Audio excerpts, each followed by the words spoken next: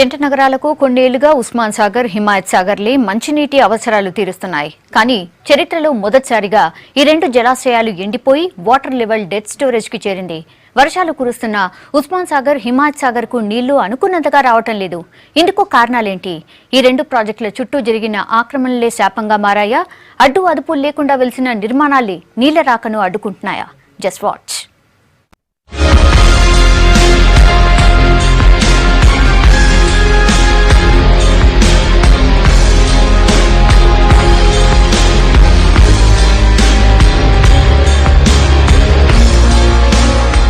జంట నగరాలకు మంచినీరు అందించే ఉస్మాన్ సాగర్, హిమాయత్ సాగర్ రిజర్వాయర్లు ఎండిపోవడం ఇదే మొదటిసారి. 6 నెలల క్రితం నుంచే జంట నగరాలకు మంచినీటి సరఫరా పూర్తిగా ఆగిపోయింది. అయితే రాష్ట్రమంతా ప్రస్తుతం వర్షాలు పడుతున్నాయి. ఈ రెండు జలాశయాల్లో ప్రస్తుతం ఉన్న నీళ్ల పరిస్థితి ఏంటి? కొత్త నీరు వచ్చి చేరిందా? పరిశీలిద్దాం.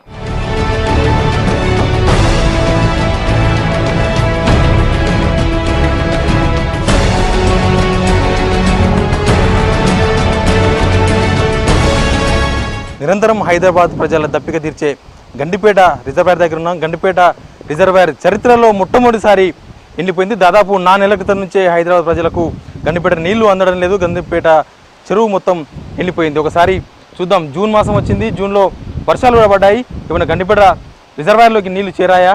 మళ్ళీ హైదరాబాద్ ప్రజలకు గండిపేట నీళ్లు తాగే అదృష్టం ఉందా? ఒకసారి పరిశీలిద్దాం.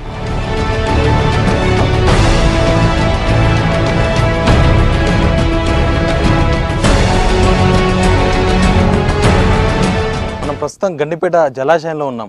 గండిపేట జలాశయం ప్రస్తుతం పూర్తిగా డెడ్ స్టోరేజ్లో వాటర్ కనిపిస్తుంది. పూర్తిగా నీళ్ళని కూడా నేలమట్టమైపోయి మనం విజువల్ చూడొచ్చు. ప్రస్తుతం మనం నిలబడ్డ ప్లేస్ కూడా గండిపేట జలాశయంలోని అడుగు భాగం. ఈ అడుగు భాగంలో మామూలుగా అయితే జూన్ మాసంలో ఇక్కడికి రాలేము, కానీ ఈ ఏడాది మాత్రం వర్షాలు పడిన జలాశయంలోకి రాలేదు. మరోపక్క మనం ఇక్కడున్న మీటర్ స్కేల్ను చూడొచ్చు. ఈ మీటర్ స్కేల్ ఆధారంగానే ఇక్కడికి వాటర్ చేరుకున్న విధానాన్ని బట్టి హైదరాబాద్ ప్రజలకు పంపింగ్ ద్వారా లేదంటే గ్రావిటీ ద్వారా వాటర్ అందిస్తారు. మనం చూస్తున్న ఈ స్కేల్లో కనీసం 1771 అడుగుల వరకు ఈ మీటర్ కనిపిస్తుంది, ఈ స్కేల్ కనిపిస్తుంది. కనీసం 1768 వరకు కనుక నీళ్లు చేరుకోగలిగితే కనీసం పంపింగ్ ద్వారానైనా నీటిని అందించగలుగుతారు. అయితే ఈసారి కనీసం స్కేల్ కూడా ఇప్పటివరకు వాటర్ తాకలేదు. మనం చూస్తున్న బొకెన్స్ కూడా ఈ బొకెన్ కనుక వాటర్లో మునిగిపోతే పంపింగ్ ద్వారా వాటర్ను ప్రజలకు అందించే అవకాశం ఉంటుంది. ఇంకా పూర్తిగా ఈ స్కేల్ కంప్లీట్గా మునిగిపోయినప్పుడు మన పక్కనే ఉన్న ఈ షటర్ను ఓపెన్ చేస్తారు. ఈ షటర్ ఓపెన్ చేయడం ద్వారా, గేట్లు ఎత్తడం ద్వారా హైదరాబాద్ ప్రజలకు నీళ్లు గ్రావిటీ ద్వారా ఎలాంటి మోటార్ సపోర్ట్ లేకుండానే వాటర్ని అందించే అవకాశం ఉంటుంది. అయితే గత ఏడాది జూన్ కానీ అంతకుముందు జూన్లతో పోలిస్తే కనీసం మోటార్ పంపులతో వాటర్ను పంపింగ్ చేసే అవకాశం ఉండేది. కానీ ఈసారి ఆ పంపింగ్ లేదు. ఈ జూన్ మాసంలో వర్షాలు పడిన కనీసం ఒక్క చుక్క నీరు కూడా జలాశయంలోకి చేరుకోలేదు.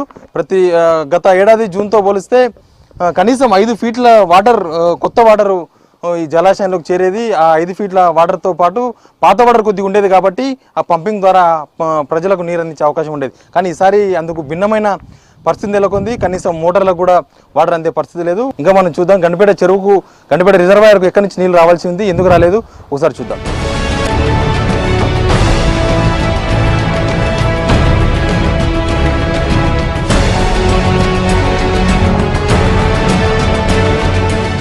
గండిపేట జలాశయానికి సంబంధించిన క్యాచ్మెంట్ ఏరియా మొత్తం రంగారెడ్డి జిల్లా పరిధిలో ఉంది. రంగారెడ్డి జిల్లాలోని వికారాబాదు, తాండూరు, శంకర్పల్లి ఈ ఏరియాలతో పాటు మిగతా ప్రాంతాల్లోని వర్షం పడితే ఆ వర్షపు నీరు నేరుగా వచ్చి గండిపేట జలాశయానికి చేరుకుంటుంది.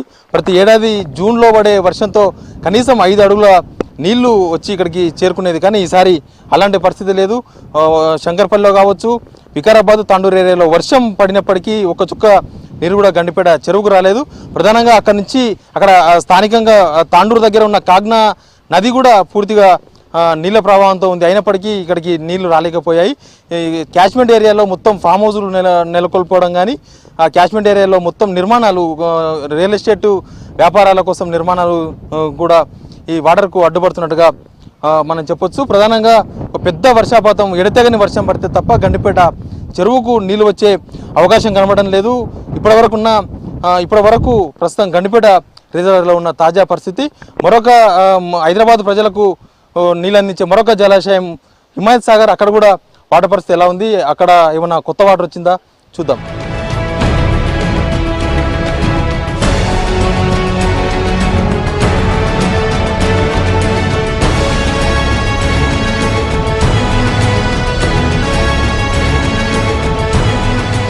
జంట నగరాల ప్రజలకు మంచినీరు అందించే జంట జలాశయాలలో హిమాయత్ సాగర్ కూడా చాలా ముఖ్యమైన భూమిక పోషిస్తుంది. హిమాయత్ సాగర్లో ప్రస్తుతం మనం ఉన్నాం. హిమాయత్ సాగర్లో వాటర్ స్టోరేజ్ డెడ్ స్టోరేజ్లో ఉంది.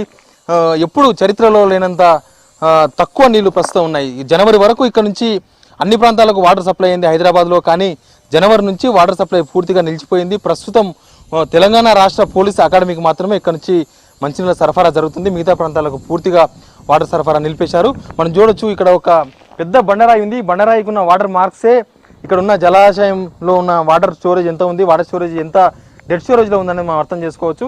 కనీసం ఈ పెద్ద రాయికి కింది భాగం వరకు నీళ్ళు వస్తే ఇక్కడ నుంచి పంపింగ్ల ద్వారానైనా కనీసం హైదరాబాద్ ప్రజలకు మంచినీరు అందించే అవకాశం ఉంటుంది.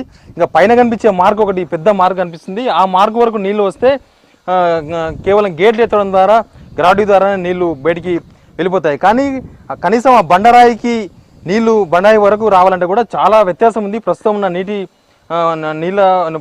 నీటి పర్సెంటేజ్ కానీ ప్రస్తుతం ఆ బండరాయి వరకు రావాలంటే చాలా చాలా పెద్ద వర్షం పడితే తప్ప ఈ జలాశయంలోకి ఆ లెవెల్కు కనీసం మోటార్లకు అందించే లెవెల్ వరకు నీరు వచ్చే అవకాశం కనబడడం లేదు. మరోపక్క వాటర్ వస్తుందేమో అన్న ఆశతో కనీసం జూన్లో వర్షం పడలేదు. ఈ క్యాచ్మెంట్ ఏరియా మొత్తం మెదక్లో ఉంటుంది. మెదక్ తెలంగాణ రాష్ట్రంలోనే అత్యల్పంగా వర్షం నమోదైంది. అక్కడ వర్షం పడితే తప్ప హిమాయత్ సాగర్కు నీళ్ళు వచ్చే అవకాశం లేదు. కనీసం ఈ జూలై ఆగస్టు ఈ వర్షాకాలం ముగిసే లోపైన వర్షాలు మెదక్లో పడితే మళ్ళీ నీళ్లు వస్తాయనే ఒక ఆశతో అధికారులు ఇక్కడ ఉన్న గేట్లను రిపేర్ చేపిస్తున్నారు. గేట్లు అన్నీ రెడీ చేసుకుంటున్నారు. వర్షపాతం మెదక్లో వర్షం వస్తే ఇక్కడికి జలాశయంలోకి నీరు వస్తుందన్న ఒక ఆశతోనే ఈ రిపేర్లు చేపిస్తున్నారు. మొత్తంగా కూడా అటు గండిపేట ఇటు హిమాయత్ సాగర్ ఈ రెండు జలాశయాల్లో వాటర్ స్టోరేజ్ చాలా డెడ్ లెవెల్లో ఉంది. 2015 కానీ 2014 మిగతా అన్ని జూన్ జూలై నెలలతో పోలిస్తే ఎప్పుడు చరిత్రలో లేనంత అత్యల్ప నీళ్లు ఉన్నట్టుగా ఇక్కడ అధికారులు చెప్తున్నారు.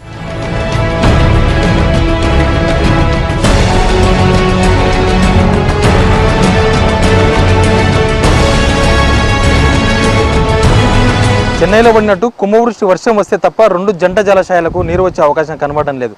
కనీసం 20 సెంటీమీటర్ల వర్షం నమోదైతేనే అటు హిమాయత్ సాగర్ ఇటు ఉస్మాన్ సాగర్లకు నీరు చేరే అవకాశం కనిపిస్తుంది. వర్షాకాలం ముగిసేలోపైనా సరే రెండు రిజర్వాయర్లు జలకళతో ఉట్టిపడాలని కోరుకుందాం. కెమెరామెన్ అశోక్ రెడ్డితో శివారెడ్డి, V6 న్యూస్, హైదరాబాద్.